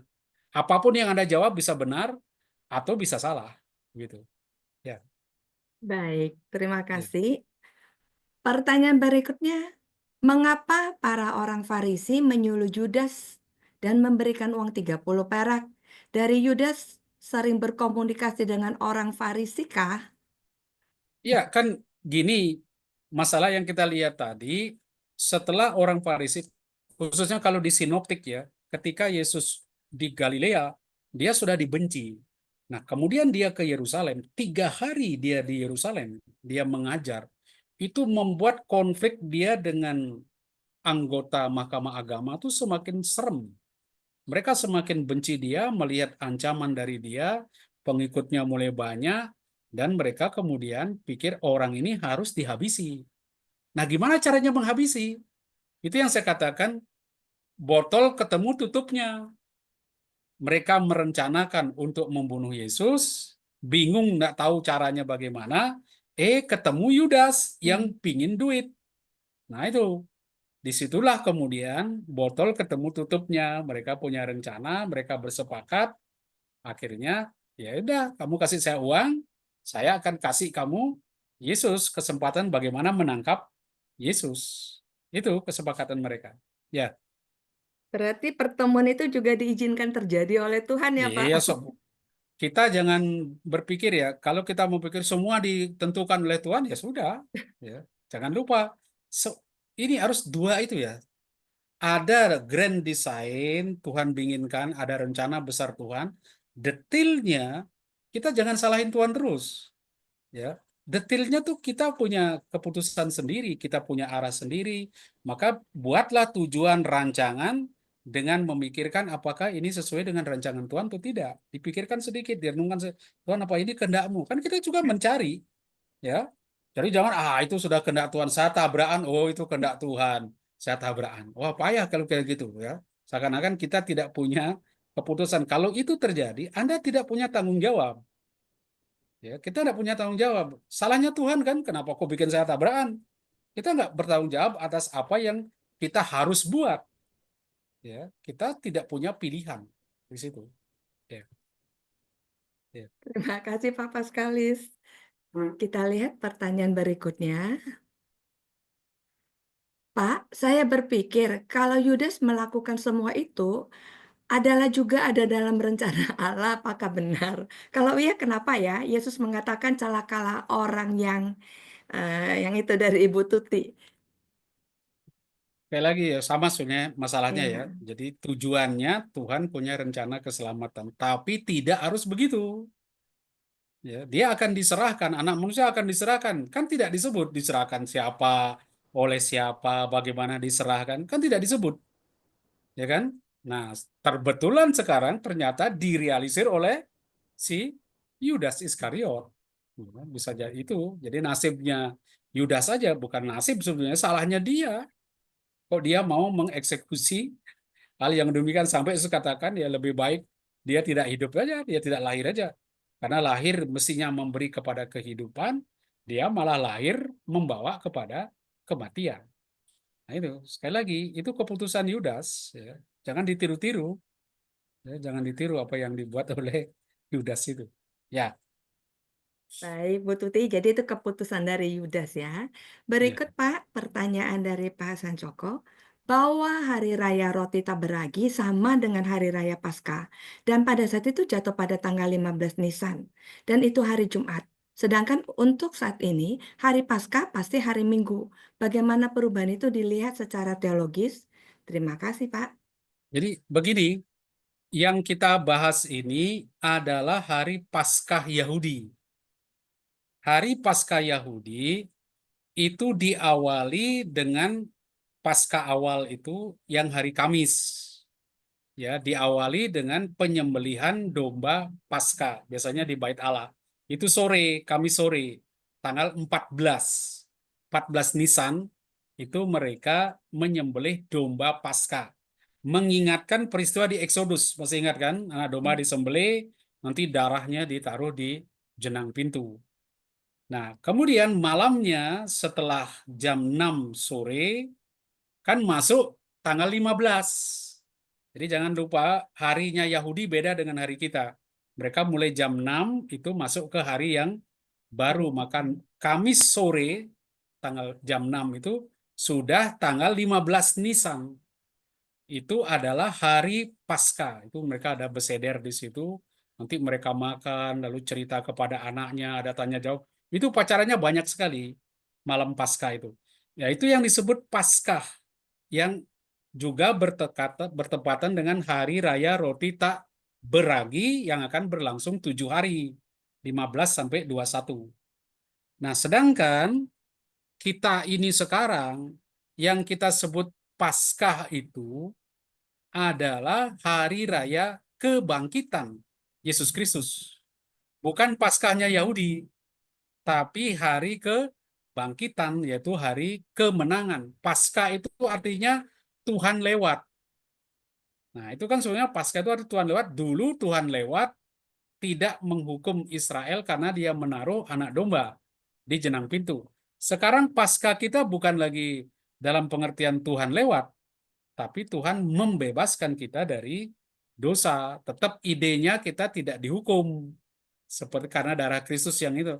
Jadi tetap idenya pembebasan itu, tetapi pembebasan kapan terjadi? Pada waktu Yesus bangkit. Jadi perayaan Paskah kita adalah mengenang kemenangan Kristus, kebangkitan Kristus. Itu. Jadi boleh dibilang Sabat pun sekarang tidak lagi kita merayakan Sabat di situ, tapi kita merayakan kebebasan. Begitu. Jadi ini apa? Sedangkan untuk saat ini hari Paskah pasti hari Minggu. Itu. Jadi perubahannya itu apa? Perubahan teologis. Kita merayakan kebangkitan Kristus yang menunjukkan dia menang atas dosa, ya, mengalahkan dosa. Itu. Baik, jadi itu hari Paskah yang kita rayakan sekarang beda ya dengan hari Paskah Beda, Yahudi yang beda dahulu. dengan Paskah Yahudi. Paskah Yahudi kan hanya ada kaitannya. Kaitannya apa? Darah Kristus. Jadi darah Kristus di Paskah Lama membebaskan orang Israel dari kematian-kematian anak sulung mereka, ya kan? Jadi berkat darah anak domba. Nah, sekarang berkat darah Kristus kita diselamatkan dari dosa-dosa itu. Tapi kan kapan itu terjadi? Di dalam kebangkitan. Nah, itu hari Minggu gitu. Baik, terima kasih Pak. Ya. Kita lihat pertanyaan berikutnya. Dari Ibu Lucia, Pak Paskalis, apakah Yudas sudah ditentukan dari sejak semula akan mengkhianati Yesus? Apakah ini Baik, sebuah sama itu ya. Ya, sama Ini ya dengan saya pertanyaan lihat ini sebelumnya ya. teman-teman banyak yang apa ya, banyak yang kepikiran ini. Sekali lagi, mungkin harus dipahami apa yang saya jelaskan tadi. Bagaimana Yesus berjuang di bagian akhir di perjamuan itu membawa Yudas untuk refleksi. Yudas, masih ada waktu engkau bertobat. Masih ada satu pilihan.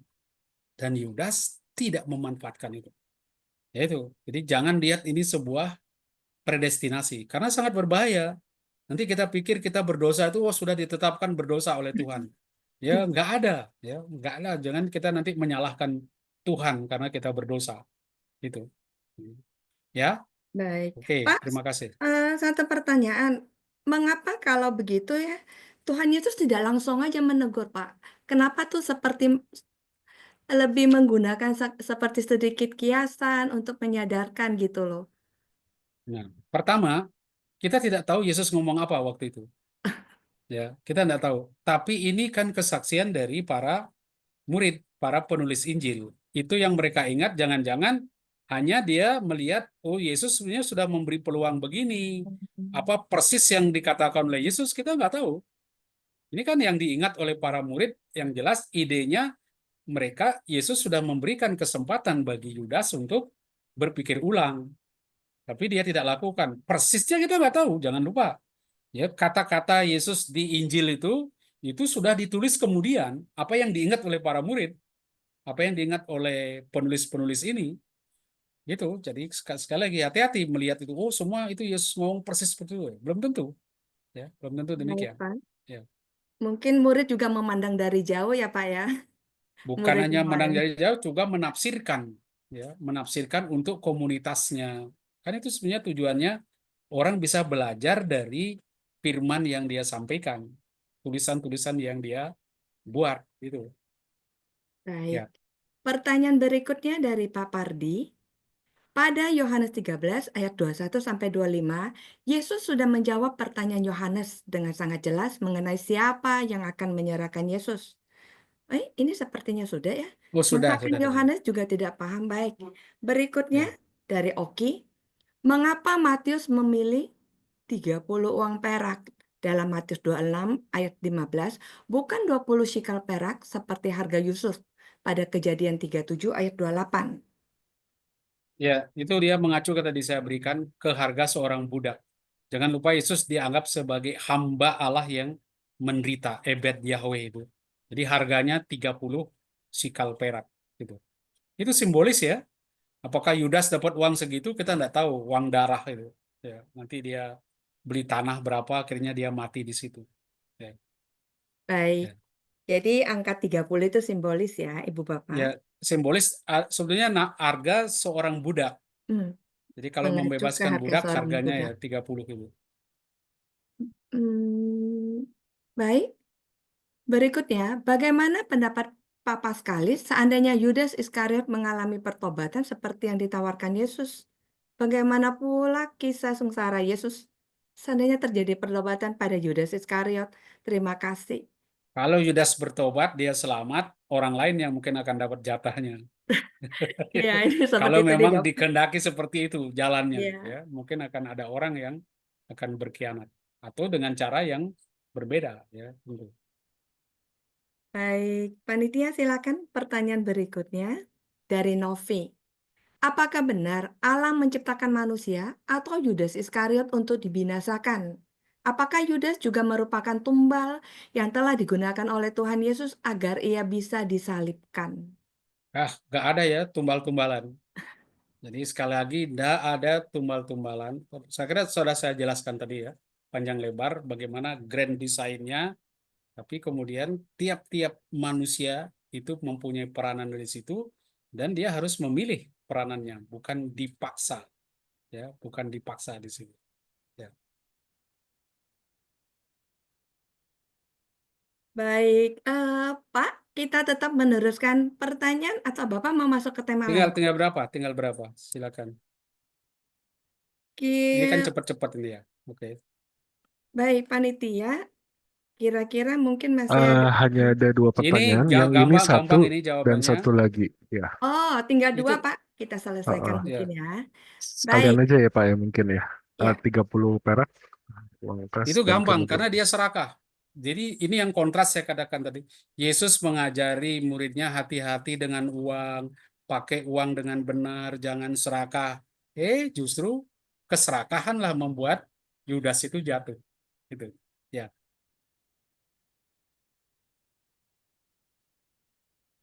Siapa Bagaimana ada panitia? motivasi ya?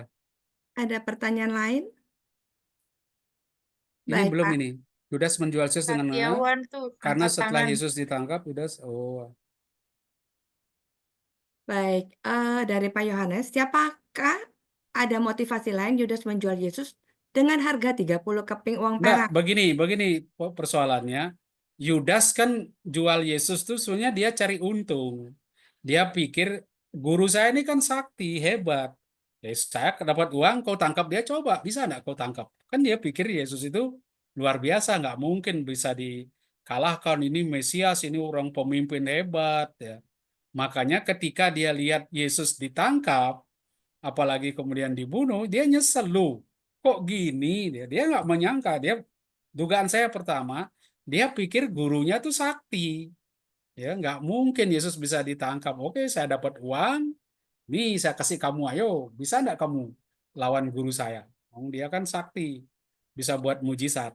Ternyata semuanya berbeda, maka dia menyesal.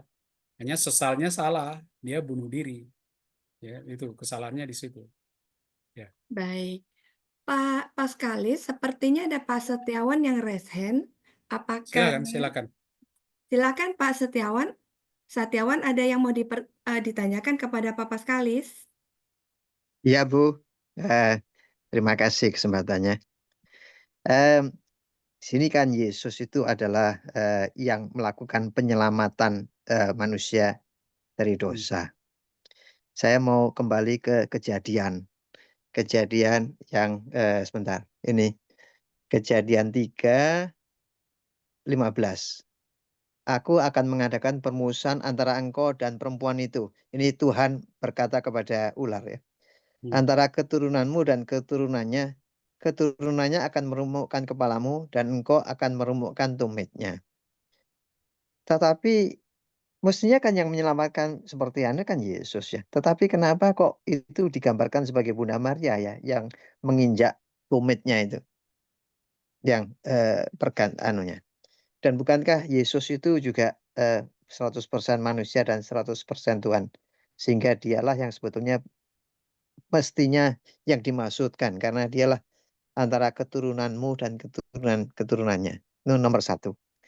Yang kedua, saya setuju sekali dan setelah saya mendengarkan penjelasan Pak Paskalis ya, Pak Paskalis telah berhasil melakukan dekonstruksi dari Injil-Injil itu sehingga menjadi jelas apa yang sebetulnya terjadi. Sebetulnya itu bukan predestinasi dan ada kemungkinan bertobat ya Yudas. Tetapi ini berarti mempunyai konsekuensi pengertian ini bahwa para penulis Injil ini lah yang mempunyai paham predestinasi. Itu menurut saya, itu mohon tanggapan. Dan yang kedua, memang kalau itu ternyata Yudas bertobat tidak jadi, maka kasihan ya. Berarti yang seperti Pak Paskalis bilang. Nah, tapi ini seperti Pak Paskalis bilang berarti ada orang lain yang akan melakukannya. Itu berarti kan dalam kata lain itu kan predestinasi tingkat 2 yang lebih jauh. Bahwa pasti ada orang yang melakukan dosa ini, menyerahkan Yesus. Itu bukankah predestinasi? Secara abstrak. Silakan Pak Paskalis. Terima kasih. Jadi yang terakhir saya langsung jawab. Jadi seandainya Yudas tidak melakukan itu, kita tidak tahu bagaimana bentuk penebusan itu. Menyerahkan itu bentuknya seperti apa nanti kan kita tidak tahu juga. Itu. Jadi sekali lagi yang kita tahu apa yang menjadi realitas sekarang. Itu faktanya seperti itu. Lalu kalau kita mengandai-andai, pengandaiannya tuh bisa banyak sekali. Oh, jangan-jangan kalau itu tidak terjadi bisa begini, macam-macam. Itu kan selalu terbuka ruang yang berbagai kemungkinan itu dan saya kira kita bisa pastikan itu. Ya, Jadi saya tidak ya mau setuju. tenggelam di situ. Ya. Nah, tentang mengapa itu yang kejadian 3, cara berpikirnya itu begini. Mengapa yang kemudian melakukan pembebasan itu disebut apa itu Yesus Kristus? Kalau kita baca di teks ini, keturunannya akan meremukkan kepalamu dan engkau akan meremukkan tumitnya.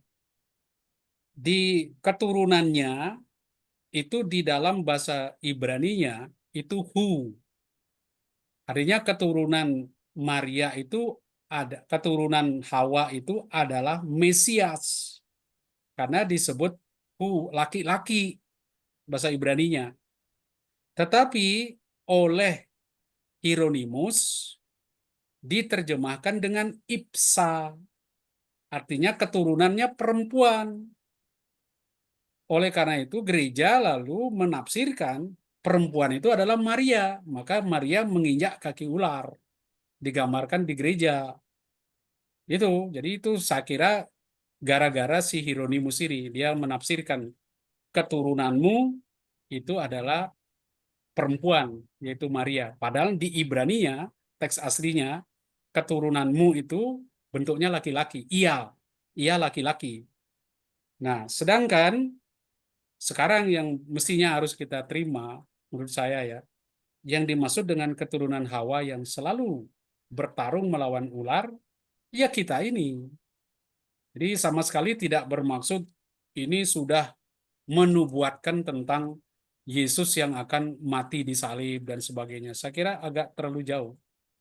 Jadi yang dimaksud keturunanmu, ya kita semua kan keturunan dia. Yang kita harus meremukkan kekuatan iblis. Ya, kita harus menang melawan iblis di situ. Oke, pengertiannya itu. Jadi Ya. keturunanmu itu kan bisa kolektif ya, bukan hanya satu orang. Seperti kita akan mahasiswa itu, ya. Mahasiswa itu bisa banyak, bisa satu orang, bisa kolektif, bisa pribadi. Itu pengertian itu. Yang itu Pak Paskalis, terima kasih. Yang pertanyaan Ya. yang tadi yang nomor 2, bahwa ternyata para murid yang menulis kitab suci ini mempunyai pikiran atau paham predestinasi. Setelah melihat kejadian Sebetulnya dia itu, bukan mereka predestinasi, kita yang menafsirkan. Kita yang menafsirkan tulisannya lalu berpikir tentang predestinasi. Apalagi kalau aliran-aliran yang memegang predestinasi lebih kuat lagi, semua teks itu nanti diarahkan ke predestinasi berdasarkan satu teks, lalu semua dibaca, oh sudah ditetapkan Tuhan, itu yang tergantung otak orang yang, perspektif orang yang membaca itu di situ. tapi Itu yang saya lihat. bukankah bukankah itu di Injil kan disebutkan bahwa Yesus sudah mengetahui bahwa inilah Ya, bahwa dia akan harinya telah diserahkan. tiba. Ya, Iya, kan saatnya berarti sudah itu tiba. iya. Dan itu kan sebetulnya seperti Pak Paskalis bilang, itu kan tulisannya para murid, para pengarang Ya, Injil ini. Iya toh, ya, berarti itu kan ya. siapa yang tahu, yang seperti Pak Paskalis bilang, siapa yang tahu hati dan pikirannya Yesus? Dia kan hanya menduga, memproyeksikan saja para murid penulis Injil ini. Kan kita tidak tahu, dan para murid juga sebetulnya tidak tahu. Tetapi dia Nah, telah itu yang saya katakan, melukiskan. dia mendapat inspirasi ilahi dari realita yang dia baca, dari pengalaman dia akan kebangkitan Yesus, pengalaman dia bersama Yesus. Kan dia ngalami dulu. Nah, dia ingat cerita-cerita itu, lalu dia coba rumuskan itu di dalam bahasa. Itu, lalu sampailah model gitu ya. Ada benarnya Pak katakan, dia yang punya pikiran predestinasi. Ada, dia punya pikiran itu. Pasti ada. Ya, baik, terima kasih. Ya. Baik, terima kasih, seru sekali Pak. Hari ini kita banyak mendapat satu gambaran tentang Yudas Iskariot. Baik, dari panitia, apakah masih ada pertanyaan yang tersisa? Sepertinya sudah terjawab semua ya Pak ya untuk hari Oke. ini. Ya. Terima kasih Pak Paskalis atas waktunya untuk pengajaran malam ini.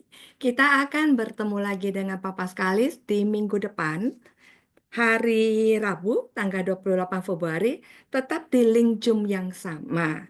Baik, Ibu Bapak, terima kasih atas partisipasi semuanya. Kita akan menutup rangkaian acara malam hari ini dengan doa penutup. Kami persilakan Pak Yujin dari Gereja Santo Andreas Kedoya untuk menutup rangkaian acara malam ini. Silakan Pak Yujin. Baik, Bu Susan, Pak Paskalis, dan teman-teman semuanya. Mari kita akhiri kursus pada malam hari ini dengan doa. Dalam Bapa, Putra, Roh Kudus. Amin. Ya Bapa yang Maha Kasih, kami bersyukur atas penyertaan-Mu sepanjang kursus tematik pada hari ini. Terima kasih Engkau telah membimbing kami sehingga pertemuan ini dapat berlangsung dengan baik dan kondusif. Kami sungguh bersyukur atas sabda-Mu yang telah Engkau sampaikan melalui Pak Paskalis. Semoga melalui pertemuan ini kami semakin memahami kehendak-Mu dan mampu mengamalkannya dalam hidup kami sehari-hari. Kami juga berdoa secara khusus untuk Pak Paskalis yang telah membimbing kami pada hari ini. Kiranya Engkau selalu memberkati dan menyertai beliau dengan rahmat, kesehatan, serta kebijaksanaan dalam setiap tugas dan pelayanan yang dijalankannya. Segala doa dan permohonan ini kami sampaikan dalam perantaran Putra-Mu, Tuhan kami, Yesus Kristus. Amin. Dalam nama Bapa dan Putra Roh Kudus. Amin.